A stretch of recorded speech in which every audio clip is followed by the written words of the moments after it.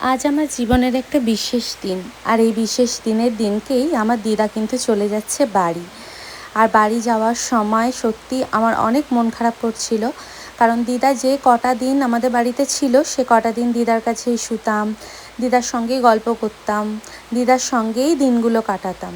আর আজকে সকাল থেকে বৃষ্টি বন্ধ হওয়ার নামই নেয়নি, আর এই বৃষ্টি মাথায় নিয়ে দিদাকে বাড়ি ফিরতেই হতো। Hello everyone, welcome back to our channel Ritu Papai. কেমন আছো তোমরা? আশা করি সকলে খুব ভালো আছো। আমিও কিন্তু বেশ এখন ভালো আছি। ছোটদের ভালোবাসা আর বড়দের প্রণাম জানিয়ে আজকের ভিডিওটা শুরু করছি। সকাল সকাল আজকে দিদা বাড়ি যাচ্ছে, ওই যে বললাম তোমাদেরকে। আর আমি আর মা দুজনে মিলে যাচ্ছিলাম এগোতে, যেহেতু আজকে দ্বিতীয় সোমবার। আর দ্বিতীয় সোমবার আমাদের এইখানেতে এই ব্রিজের গায়েতেই ফুল বিক্রি হয়, তো সেই ফুল আনতে গিয়ে আর দিদাকে তুলতে গিয়েই হঠাৎ করে দেখলাম বাবার মাথায় জল ঢালার জন্য প্রত্যেকেই যাচ্ছে। ওই তারকেশ্বর আমাদের এখান থেকে বেশি দূর না, ওই 2-2.5 ঘন্টার মতো লাগে। তো সেখানেই সকলে জল ঢালবে বলেই এগিয়ে যাচ্ছে, সেটা দেখতে পেলাম এবং দেখার সুযোগও পেলাম। দিদাকে বাসের মধ্যে তুলে দিয়ে আমরা বাড়ি চলে এসেছিলাম। আর মা এনেছিল আজকে একটা বড় মাছ, কারণ এই কদিন ধরেই আমাদের বাড়িতে নিরামিষ হচ্ছে। আর নিরামিষ আমার খেতে একদম ভালো লাগছিল না, সেই জন্য মা নিয়ে এসেছিলো একটা বড় জ্যান্ত কাতলা মাছ। আর আজকে তো সারা দিন বৃষ্টি, মানে বৃষ্টি থামার নামই নিচ্ছে না।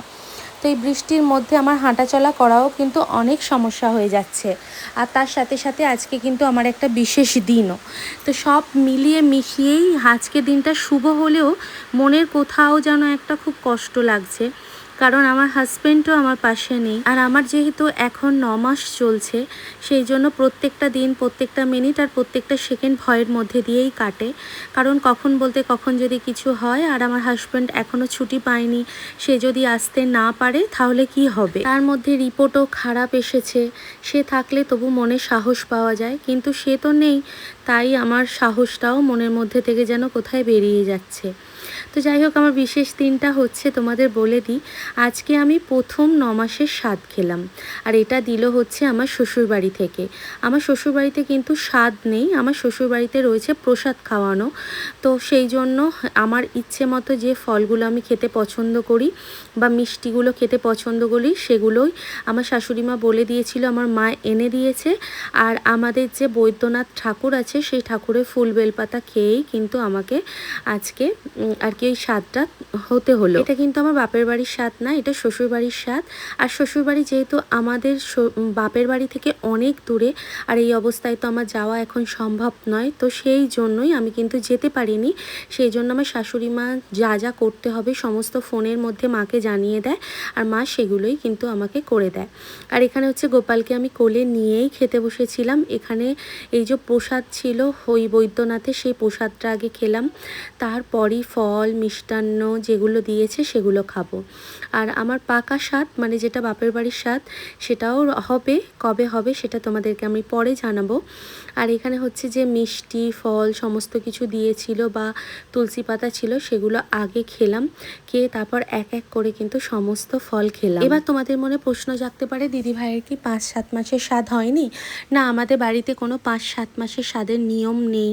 মানে আমার বাপের বাড়িতে আছে, কিন্তু আমার শ্বশুর বাড়িতে নেই। এই 9 মাসেতেই প্রসাদ খাওয়ার নিয়মটাই রয়েছে, তাও ধুমধাম করে করে না, ওই বাড়ির মতো করেই একটু আধটু করে, আর সেইটাই দিয়েই আর কি 9 মাসের স্বাদ বলা হয়। শুভ সন্ধ্যা। এখন হচ্ছে বাজে ঘড়ির কাঁটায় প্রায় সন্ধ্যে 7:30টার মতো। আর আমি কিন্তু এখন ওপর ঘরে বসে আছি। আর তোমরা কিন্তু প্রথম থেকে ভিডিওটা দেখেছো, দেখে নিশ্চয়ই বুঝতেই পেরেছো 9 মাসের কিন্তু প্রথম স্বাদ দিল আমাকে আজকে। আর এটা দিয়েছে কিন্তু আমার শ্বশুর বাড়ি থেকে।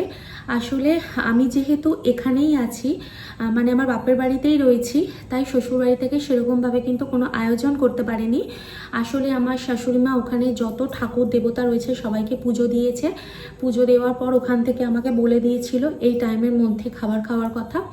আর আমাদের যে আর কি মেন ঠাকুর বৈদ্যনাথের শিব ঠাকুর, তার কিন্তু প্রসাদ আমি যখন বাপের বাড়িতে আসি তখনই এনেছিলাম।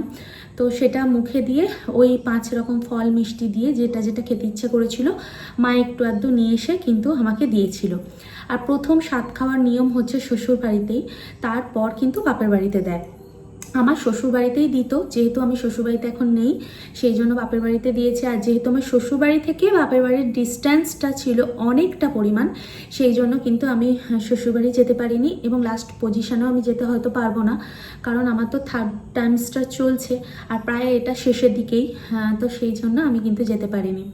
তো যাই হোক, প্রথম স্বাদ খেয়ে কিন্তু বেশ ভালো লাগছে, কারণ আমাদের 5 মাস আর 7 মাস এই 2 মাসে কিন্তু কোনো স্বাদ নেই, এই 9 মাসেতেই স্বাদ আছে, আর সেটা কিন্তু এখানেই হচ্ছে। 5 মাস 7 মাসের যে স্বাদ সেটা হচ্ছে আমার বাপের বাড়িতেও কিন্তু নেই। 7 মাসে ছিল, কিন্তু 7 মাসের যে স্বাদটা সেটা হচ্ছে জ্যৈষ্ঠ মাসে পড়েছিল, মল মাস পড়েছিল, সেই জন্য দিতে পারিনি। তো যাই হোক, আর 9 মাসে মায়ের যে বাপের বাড়ির স্বাদটা সেটা কিন্তু আর কিছুদিন পরেই হবে, মানে একটা দিনক্ষণ দেখে, ডেট দেখে সব কিছু ঠিকঠাক করা হয়েছে। তো দেখা যাক ভগবান কী চায়। তো যাই হোক, তোমাদের সাথে একটা জিনিস শেয়ার করব, সেটা হচ্ছে এই সময়টা কিন্তু খুবই সুন্দর আমার লাগছে। হ্যাঁ, এই সময়টা অত্যন্ত সুন্দরভাবে আমি কিন্তু উপভোগ করছি। 9 মাসে এসে আমার কিন্তু অনেক মানে সিচুয়েশন খারাপ যাচ্ছে, অনেক রিপোর্ট খারাপ এসছে, কিন্তু তারপরও বেশ কয়েকদিন ধরে ডিপ্রেশনে থাকার পরও নিজেকে বুঝিয়ে বেরিয়ে এসেছি। কারণ শুধু তো আমার চিন্তা করলে হবে না, আমার সঙ্গে সঙ্গে আমার একজন জীবনের সঙ্গে জড়িয়ে রয়েছে, তাকে কোনো রকমভাবেই কিন্তু কষ্ট দিলে চলবে না। তো সেই জন্যই আর কি টেনশানের মধ্যে থাকলেও কিন্তু এখন বেশ ভালো আছি। আর তোমাদের সাথে যে কথাটা শেয়ার করব সেটা হচ্ছে, আমার এই 9 মাসে এসে মানে প্রচুর সমস্যা দেখা দিচ্ছে। আমার কিন্তু এই 9 মাস পর্যন্ত যখন আমি আসিনি তখন কিন্তু আমার কোনো সমস্যাই ছিল না, মানে কিচ্ছু সমস্যা ছিল না। আর এই 9 মাসে এসে সমস্যাধীন হয়ে গেছি। তো সোনোগ্রাফি রিপোর্ট প্রথম খারাপ এসেছিল, দ্বিতীয়ত আমার ব্লাড রিপোর্ট খারাপ আসে। তো ব্লাড রিপোর্ট আবার নতুন করে করতে দেয়, সেটা করেছি। সেটার একটা রিপোর্ট ভালো এসেছে আর একটা রিপোর্ট একটু আর কি এদিক ওদিক হয়েছে। তো টেনশন